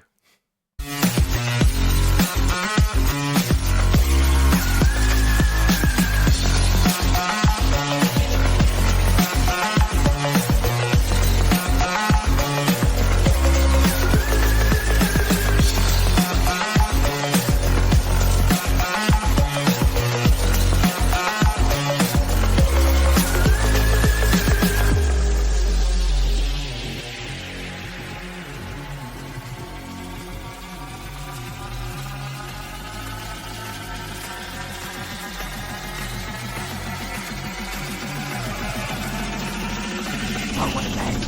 What a lovely day! A picture of the sun in reality. Deliberately It's misrepresenting divergent. things. So we've got a massive problem. The same problem that Rumpus entered this little arena to tell us that it was all nonsense. No problem, nothing to be seen here. Right, Rumpus? And yeah, we've got a big problem because the light you told us to consider parallel is now being made clear by you as not being parallel, yet the picture that we've got of the actual sun, they're divergent. So this is a massive problem for a heliocentric model with a 93 million mile sun, with a claimed parallel light coming from it, because it needs to converge to create the shadow you claim in your presuppositional orbital path with your umbra and penumbra. But that doesn't match what we see in reality, and you need to talk down reality so you can deny a picture of the sun for 10 straight minutes. You could put a flat Earth here, and you would still be having these issues you're not understanding about these rays. So any flaw you're coming up with here with this model you're a would moron, affect the Nathan. flat Earth just as much. We don't have a model of this. We don't make any claims about this. Yeah, well, that's because you don't. Sorry, you stuttering, mumbling quit. We don't make any claims. You're a For you to moron, hold up a really straw man are. against this. Why are you just gonna sit mumbling you're a moron through this, are you, Rumpus? You are a moron. Yeah, laugh If it you up, don't Fundy. understand. Shut the fuck up. Get out, twat. Beautiful. I love that show, Nathan. You got him to confess that light rays do not come in parallel, and now he comes on the show and says, you're misquoting me. Well, we all heard it. That's all he's got. Why- That's all he's got. Whilst listening to the contradiction in terms and his abject stupidity in relinquishing the heliocentric requirement for parallel light rays by telling us they are not parallel, he's going to sit there through the rendition of his abject stupidity for his own side and the contradiction highlighting and the doublespeak that he's subjected all of us to. All he's going to do is sit there calling me a moron through that. Yeah, right. Piss off. Get lost. That's all you've got. That's projection at its highest.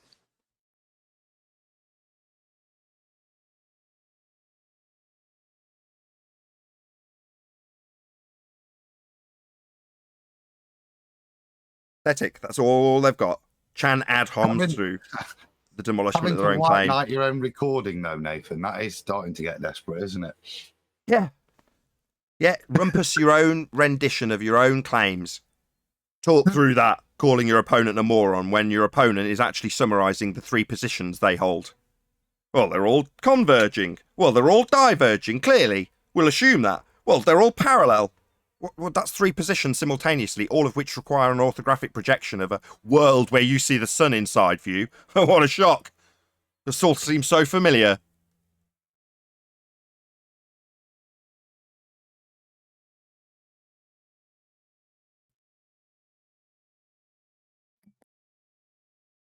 Flat earthers got their feet up, not a care in the world. Eating Roche.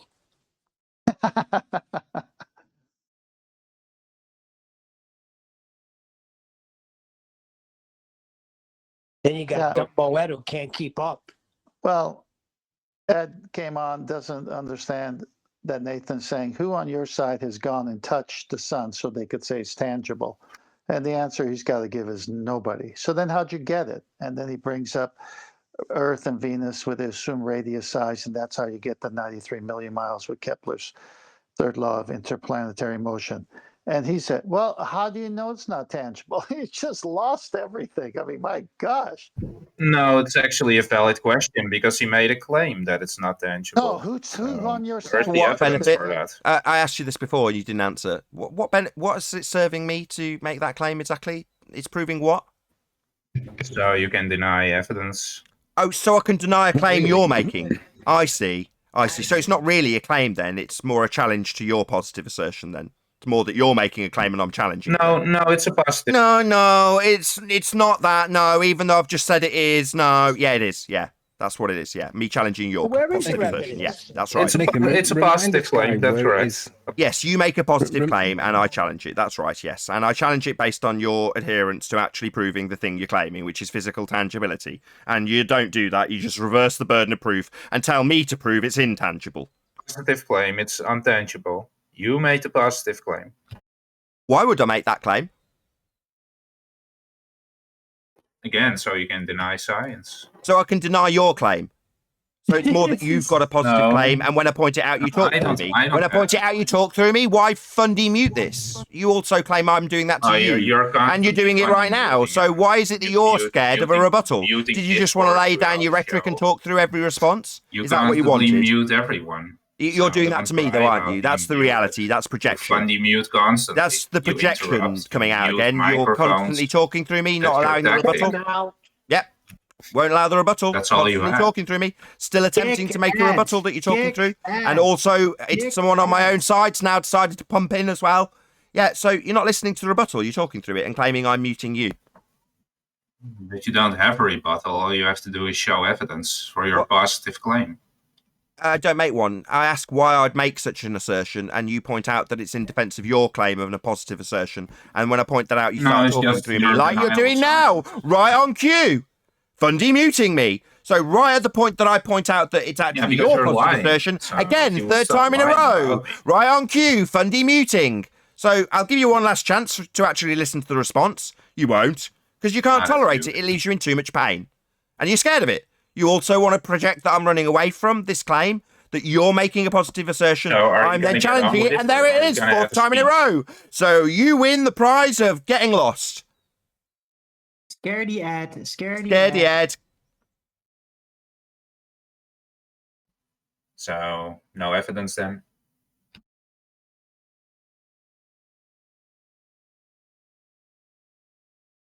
Yeah, that's right. No evidence for your claim. That's correct.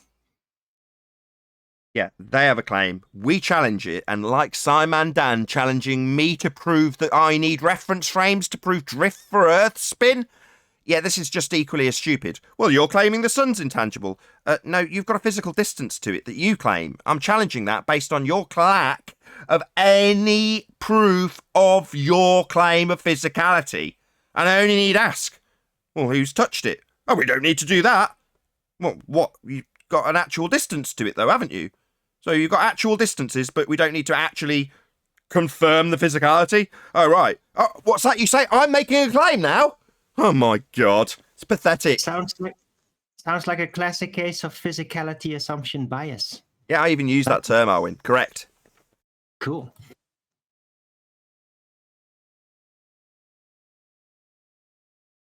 This is Ed, the you're last. making the claim. That's the last hurrah now. They're pathetic claims that we debunk. They challenge us to prove that we're making their claim. It's pathetic. Well, they got nowhere else to go, Nathan. Yeah, give him an A for effort.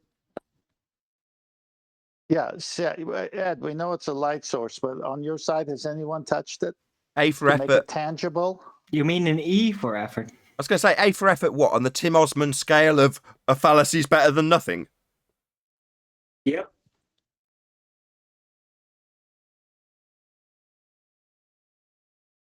But where can they go? They can't go anywhere else. No, they took all their arguments away. Now they're saying, you know what? You've destroyed our arguments, but help us by standing up for our arguments and prove it, please, because we can't. But we can when they say, I had somebody tell me yesterday, prove the earth is not spinning. Well, that's easy. Are you there? Yes, yes. I before you engage, it's just so typical that the ballers, they believe in something, they just don't believe in the natural consequences of that something. And then when we address them on it, that's when they tell us that it's our claims, when it is exactly their claims that they are avoiding. And they keep doing this. How would you feel if somebody was taking away your beliefs minute by minute? Well, they're playing both hour sides. by hour? I would walk away and leave them alone. It's not. You're right, Well, Elijah. they're playing both sides, talking out of both sides of their mouth. Correct. Because of cognitive dissonance, they're holding both positions simultaneously. Where they can't get around an argument, they just flip the burden of proof straight onto us. That's all they do. It's sad. And a lot of flat earthers anybody fall know for what it. I watch other people debating the subject, and the moment the burden of proof is flipped onto them to justify something that the globe Earth makes claim about, the flat earther will get into the wrangle-dangle of explaining it and coming up with some crap just so story for them to debunk. You're like, Why? Why are you being forced into making a claim? I don't mind going around in circles 10 times saying, I'm not making a claim here. I'm debunking your claim. Well, then you're making a claim because you're debunking our claim. No, I'm not. If there was no positive assertion being made, nobody here would be discussing the sun and its distance based on physicality, because nobody would be making a claim about it. Does anybody know what the fallacy is that Ruhif's identified recently? It's something to do with it's the fallacy of requiring the observer to make the proof for the negative claim. It's got a specific name, and I can't. It's quite a good one actually, because they do it all the time, which is what he was doing here. Yeah, it's called Couldn't Wrangle tie Dangle his fallacy. shoes with a fleet of slobber nurses did. If you check out the Numpty clips, he stars on it. It's a new one. Just a quick question on a slightly different subject. Can you have something be more than infinite? No. So when Ruhif said, you can quote me, it's greater than infinite over our refraction. Yeah. Infinity plus one. Part of, Right. That's That part would of Numpty plus one, yeah. That's how we settled that. infinite spiral. It's the infinite light bendy spiral inward, right? No. Infinity is neither in reality or in mathematics. It doesn't exist. It's Infinity plus one does, though. I used it all the time as a kid. I You draw want to on know infinity. something else that is pretty... Do, You want to know Adam's something else trying to that get is a word pretty in, interesting? and this is Adam's subject, and something mathematical's come up, and Adam's probably twitching because he needs to say what he needs to say, right, Adam? No. To be fair, it's been said. I mean, I said it flippantly. As a kid, someone will go, "Yeah, you infinity," and you say, "Hey, you infinity plus one," because it's just a concept, and if you go one more, it's the same number, isn't it? Because it's just conceptual. It's just to say anything bigger than you can possibly imagine is all it is forever. But it doesn't even exist in math, right? So it's where you start to invent. It's like ease and stuff, where you start to invent conceptual stuff, isn't it? To like having minus numbers is the same thing. It's just a conceptualization that you can, but it allows dirty maths, doesn't it? Because you can stick stuff over infinity, and it's horrible. So it's kind of it's the opposite of zero in stuff, isn't it? In it. So Buzz Light is not correct when he says infinity and beyond in Toy Story? Yeah, Buzz Lightyear's not correct. I got another interesting Not subject in the third for dimension, you know. Hold on, In any Can you other hear me? dimensions, infinity can be a unit. Yes. Yeah, you're being rumpus. Got another You mean Alvin? interesting little subject. Oh my God. Shut the fuck up for a couple seconds. I got another interesting subject. Remember, the Rumpus just wrote in chat, we can do such things as bounce radio waves off the sun to determine its distance. I got a question. When you use radar, you bounce stuff off objects, as in reflection. Am I correct? Yeah. Are you bouncing off gas? Well, the sun in the heliocentric spinning ball space monkey religion is very nearly a perfect black body. What's the quintessential tenet of black bodies? Sorry, can you say that again? Which That's part? the black hole inside of the sun. Did you say the sun is a black body? I'm sure I've In the tickled on this. heliocentric spinning ball space monkey religion, it is considered nearly a perfect black body. I'm just having a slight meltdown. What's going on? What the hell are you babbling about? I'm just telling you that they consider the sun nearly, in fact, it's closest to a perfect black body as there is that exists. What's the quintessential tenet of the black body? He's got a point. Okay, we'll ask him after. Oh, God. Just let him get to the actual point. I'm sorry, QE. We'll come back to that. Go ahead. Well, the quintessential tenet of black bodies is they're perfect absorbers. So how can you reflect off something that's a perfect absorber? Yes, it's a perfect emitter also, but it is a perfect absorber. How do you get a reflection off that? Red dwarf joke. They're navigating their way through black holes. And Holly, the computer, says, the thing about a black hole is it's black. And the thing about the scanner scope is it's black. And the thing about space, the fundamental thing that describes space, is it's black. So how are you supposed to see them? Oh, Ackham virus, near perfect, not perfect. Really? Really? Okay, what's your point? Come on, Ackham virus, come on. Let's get your knowledge on black bodies. So it absorbs light, right? Yeah. But what about that plasmic activity? You know, it's like radiating gas, right? It's like electrified gas, almost like that gives off this extremely bright light. So there should be substances on the surface, at least, present. So what is the sun? All right, we're not speculating. Hold on. Just save your speculation, right? We've got a rhetoric. We're not trying to figure it out personally at this stage. We're just saying, based on their rhetoric of it being essentially a perfect absorber, black body, what's the dealio with saying, well, almost perfect, so therefore what, radio bounce off it? Well, can I read the description? Because I think it does address some of the stuff you'll probably get back with regards to why the sun can do it. But,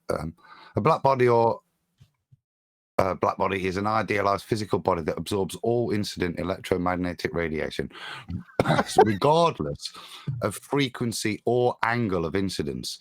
The name black body is given because it absorbs radiation in all frequencies, not because it only absorbs black body. What? Why? Why? It doesn't matter. Yes, it does matter. They didn't need to. They didn't need to because, look, the sun and all that is kind of known just by its magnetic activity and the radiation plumes and all this supposed conjured stuff. It's going to disrupt signals. There is no way a signal would even reach it in order to bounce back. Why would it need to be perfectly absorbent? Yeah, that's true. You're correct. Yeah, but that's why you need to know the R value so you can ascertain where you need to look in the tape to identify it or make up. Guys, hold on, please. Kiwi's pointing out that in their rhetoric it's a black body. That's the bottom line here, right? Therefore absorptive. Yes. Therefore not reflective. Therefore, how'd you get the radio signal off it? Yep. Yes. Very simple. Well, how do you get the radius? You try to approach radio. it, and then it's a physical object. No. Oh. Radio bounce. Right. How can it bounce off an absorber? We're not getting any the answers from any how globe can heads. How can it bounce off an absorber? That's the question. Any globe heads? Sun considered black body. What is it bouncing off? We're asking the globe heads. We just need a globe head to answer. It's bouncing off. No, it's absorbed by the gravity of the black hole. We don't need Arwin, please. We don't need the speculation. Let's just get it clear again. Thanks a lot. No, in their rhetoric, claim to be absorptive or absorptive, whatever the word is. And that is their rhetoric. So, if it's claimed radio waves bouncing off, and let's not even get into the timing based on our and Venus assumptions for them return signal and where they'll be looking in the signal, we'll forget about that for a later time. In the meantime, how does it bounce at all if in their rhetoric it's claimed to be absorbing everything that hits it? It's like a catcher's mitt. Anybody on the globe side? Maybe they bounce it through the moon. Jesus, dude.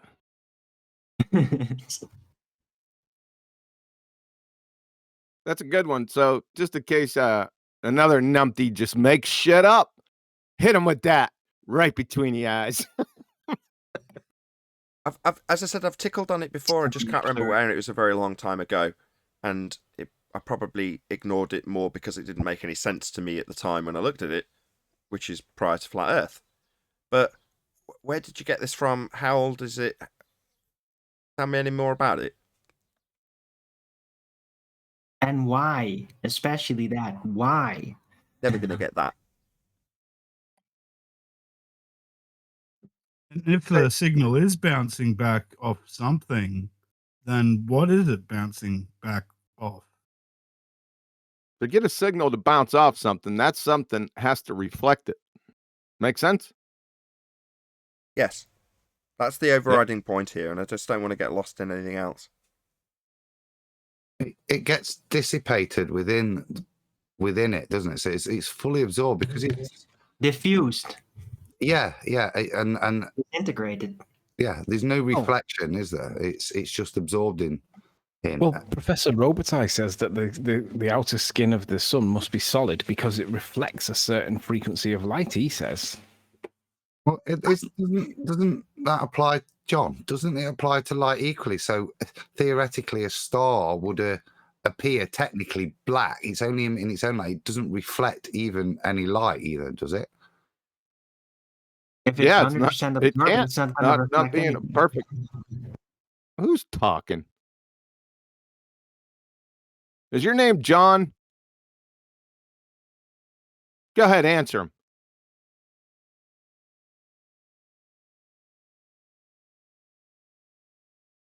Jeez.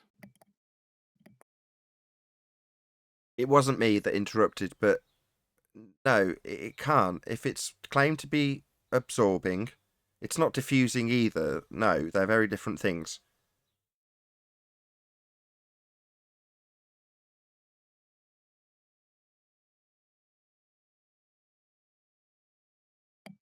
Where's the rumpus? He's the one that made the claim. Has he been in here? Yeah, after about his 20th AdCom, over the top of him telling us how the light isn't parallel. So while a tape recording of his own voice debunking the claim that you can measure wells to get light, which is coming in parallel in that story, and him telling us all about how it isn't, all he did was say, "You're a moron, you're a moron, you're a moron," to me over the top of the recording being played. So I kicked him out. Right. Yeah. All right. Ackenbars, you want to jump on your buddy's train? Looks like you had something to say in here. How can you reflect? Not really. Yeah, right. You betcha. You bet your ass not really. It's not like that. I just don't feel like doing it. Oh, you just don't feel like it. Then why are you here? To listen to the opposition. Don't want to debate. Really? You know what a black body is? You don't want to debate Rumpus's position. Yeah, that's something fine. that doesn't reflect light, it absorbs it all. I understand that. So how can you get a radar bounce off the sun when it's a perfect absorber? It's not perfect. It's not perfect. That's just like saying the perfect vacuum exists. It doesn't. Hold on. His position is because it's not a perfect absorber, you are getting some bounce off it. Is that your position, Virus? No, that is not my claim. Then why'd you state it? No, it is the claim. Oh, God. Because I went, No, we're I going to just do this wanted with you to as make well. sure But you hold got on. it right. Everyone, hold on. We've just done this with Ed, right? Let's just start afresh before we go into this round and round the roundabout of whose claim it is. The positive claim was Rumpus's claim. Yeah?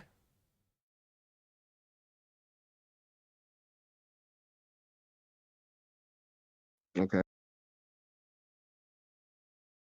So there's a positive claim. You're defending it? How am I defending it?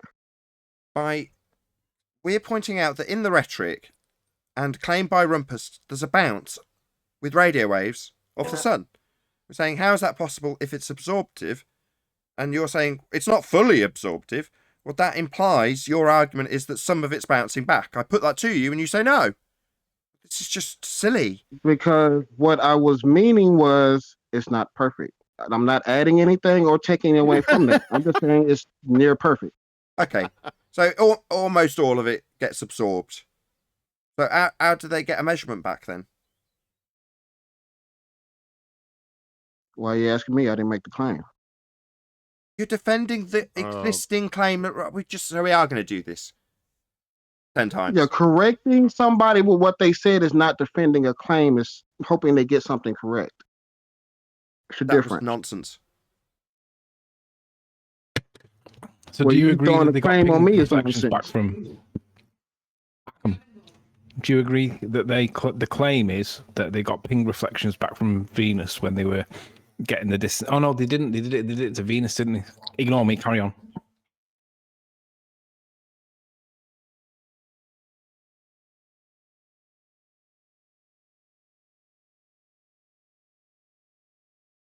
Anyway, this has all been debunked. Where they look for the timing of the return signal, even if it's to be claimed that a tiny proportion of this claimed to be perfect absorber, or near perfect absorber according to virus, is actually returned, well, the signal parameters for when they look for the return signal is still within the framework of the assumptions based on physical horizons we've debunked.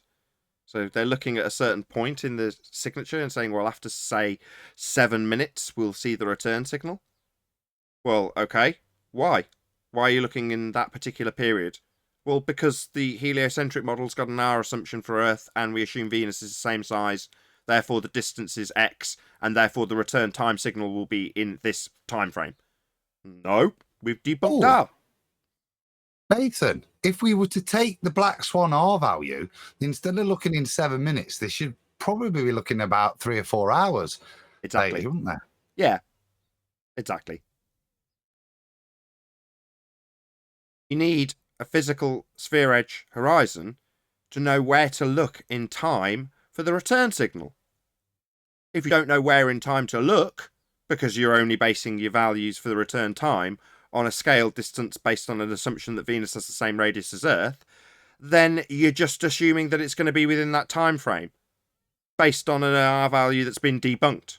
So what use is this? Well, it isn't. It's debunked like every single claim of a globe, because they're all using R. They all assume a sphere.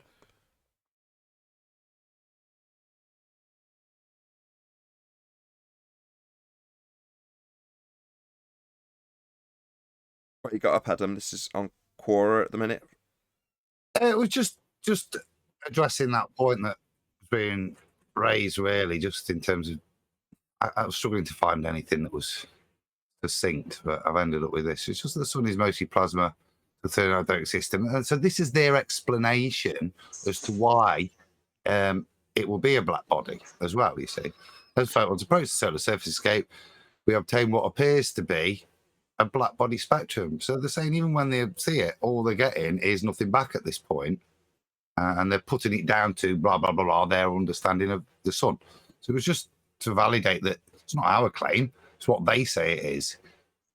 Hey Adam, I just put up one from Wiki, and once you posted it, talks about a white body as well. In contrast, That's inclusive. Was that a racial joke? Well, what? Not a racial joke. No, it was a dig at PC-ness. There you go. You got. Yeah, go ahead, Adam. Take over. Do you want me to read it or? Yeah, I can read it. A black body or black body is an idealized physical body that absorbs all incident electromagnetic radiation, regardless of frequency or angle of incidence. The name black body is given because it absorbs radiation in all frequencies, not because it only absorbs. A black body can emit black body radiation. On the contrary, a white body is one with a rough surface that reflects all incident rays completely and uniformly in all directions. I think I've got an origin for the university problems. I think that the wrong people got to read this and then all panicked.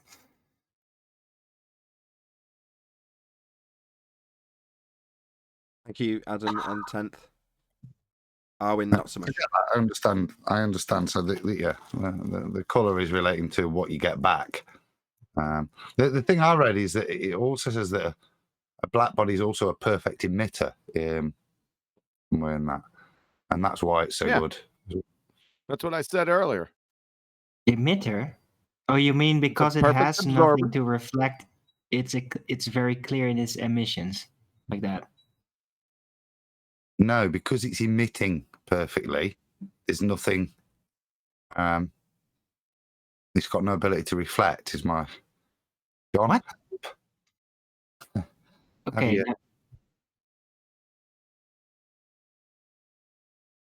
I don't know. I think Adam's trying to say it's a one-way street. Right. Or simply it's just light manifest. It's just very bright light that we see in no actual location, and there's no signal bouncing off it, not because it's perfect black body, but because there's simply nothing physical in any location to bounce off of. How about Well, that? remember, this is their claim. This is their claim, and we're just trying to show them how ridiculous it is. Okay. I found out the quote I was just reading that got me a bit under, and it kind of relates to the sun. It makes sense. It's a light. It's emitting everything, isn't it? So black body radiation is the light, including visible forms of electromagnetic radiation, given off by a perfect or ideal radiator. In general, the better an object is at absorbing the light, the better it is at emitting it. So a perfect absorber should be the most efficient radiator possible. But at the same time, if an object is a perfect absorber, it will not reflect any radiation, so it will look black. That's why such objects are known as black bodies. So, because the sun is Turn out the lights, baby. Is the reason for qualification as to why it would be a black body. Is the point I'm trying to make. Turn out the lights, baby. I knew there was a good reason why I always was wearing black. It's because it makes me a better emitter. How about that? It doesn't work like that. Whatever. So next time Rumpus, the dumbass Rumpus comes on, hit him right between the eyes with that. Watch him go friggin' ballistic.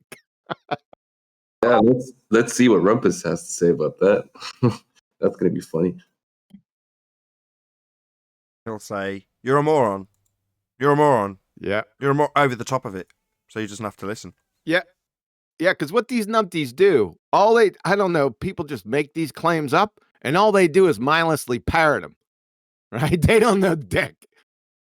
But they don't think about the logical consistency throughout their whole argument. They'll just post the headline.